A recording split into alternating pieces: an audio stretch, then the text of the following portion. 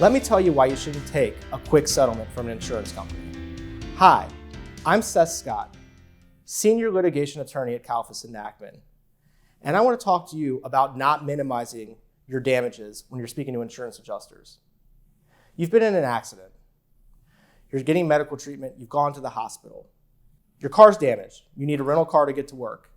You pick up the phone and you call the insurance adjuster. They're going to put you in a rental car.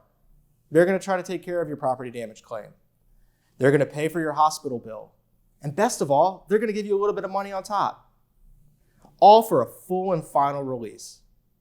That sounds like a great deal. Why shouldn't you take it? Let me tell you why you shouldn't take a quick settlement from an insurance company. Property damage claims are a lot different from your bodily injury claim. Your car has a value. It's either the cost of replacing your car or the cost of repairing your car. So that's something you can gather pretty quickly. But your bodily injury claim is a lot different. And insurance companies like to rush you along to try to cut off what they're going to owe you for your bodily injury claim. You're entitled to your medical bills. Well, the insurance companies offer to pay your hospital bill, but that's not the end of your treatment. You don't know. It can often take days or weeks to figure out how badly injured you are in an accident. And the second that you sign that release, the insurance company is no longer obligated to pay you a dime. They're no longer obligated to pay a single other bill. So if a month later you decide you need to go to your doctor and your doctor sends you to physical therapy, that's on you. You're also entitled in a bodily injury claim to things beyond your medical bills. And this is the part that the insurance companies kind of leave out. You're entitled to non-economic damages like pain and suffering, inconvenience, and the mental anguish associated with your injuries and the treatment of your injuries. The duration of time that you're in pain has a monetary value.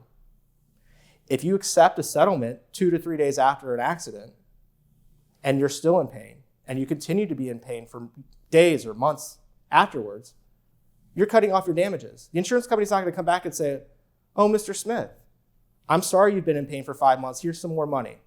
No. They got you to sign that full and final release. You're also entitled to lost income. If you miss time from work because you're in pain or because you decide to treat, you're entitled to be reimbursed for that. But if you accept a settlement in the days after an accident, if you miss time from work because you're in pain a month later, or if you had to go back to the doctor and you are sent out to physical therapy and you're missing time from work for that, you're not going to get a dime back for that. That's all on you. The insurance companies like to make this sound like it's a convenience. They're there to help you, but they're not. They're big companies and they're there to limit their exposure in your case, in every case. Why am I telling you this? Because I see this story every single day.